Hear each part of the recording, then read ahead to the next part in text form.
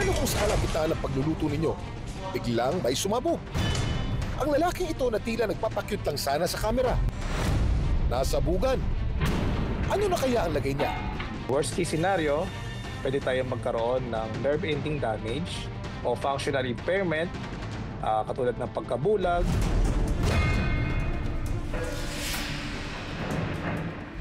O anong gugustuhin nyo? Ma-pressure sa buhay o masabugan ng pressure cooker?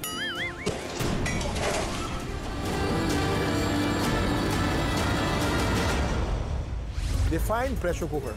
Pressure cooker is a cooker with pressure. Ano mas gusto nyo?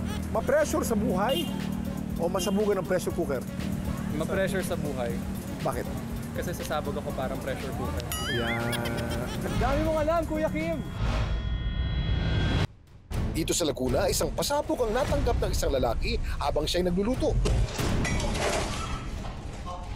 Maraming posibleng dahilan kung bakit sumasabog ang pressure cooker at karamihan may kinalaman sa pagkontrol ng pressure sa loob nito. Isa sa pangkaraniwang sanhi ay ang baradong vent o safety valve. Kapag natakpan nito ng pagkain, mantika o dumi, hindi makalabas ng sobrang singaw at mabilis na tumataas ang pressure hanggang sa hindi na ito kayang kontrolin. Ang dami mong alam, Kuya Kim!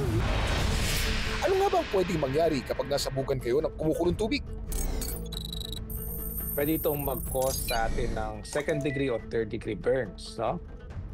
Worst case scenario, pwede tayong magkaroon ng nerve ending damage o functional impairment katulad ng pagkabulag, pagka-deform ng ilong o pagka-deform ng tenga. Kapag nakatamo ng mga burns, no? Especially yung mga second degree o third degree burns, ito ay linisan sa pamamagitan ng cold running water for 15 to 20 minutes.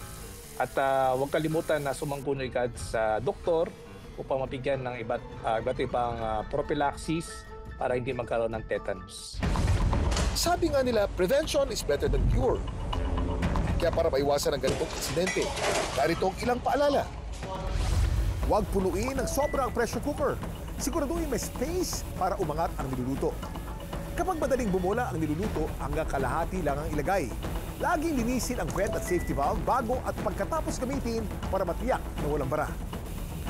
Gumamit ng angkop na init kapag narating na ng cooker ang tamang pressure. Pwede itong i-low fire para maging steady na ang pressure sa loob. Dami mong alam, Kuya Kim! Paano nga ba humantong sa ganitong sitwasyon ng lalaki sa video? At ano kaya ang nangyari sa kanya? O Ryan, pakikwento naman kung ano nangyari sa'yo sa video. Hello po Kuya Kim. Bali, ang niluluto ko po that time noon ay karning kalabaw. Pinapasingaw ko talaga yung pressure cooker na yun.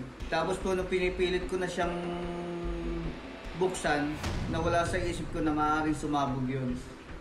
Mabuti na lang at mabilis ang reflex ni Ryan dahil mabilis siyang nakatras. Ano ang na-realize mo nung biglang sumabog nito? Nung una, nagulat ako dahil yung ang lakas nung pagsabog na yun. Tapos yung niluluto ko pa, Kuya Kim, bali nagtalsikan pa. Nung bandang uli, natakot ako kasi na-realize ko na napakadelikado pala nun talaga. Kamusta ka naman ngayon, Ryan? Wala namang masamang nangyari sa katawan ko, yun. Sa balat ko, hindi siya nalapnos. Swerte pa rin ako, Kuya Kim. O huwag na ma-pressure sa susunod na pagluluto. Sinwerte man si Ryan sa insidente ito, mainam pa rin ang sigurado. I-check lahat ng gamit sa kusina mo para maiwasan ang pagsabog.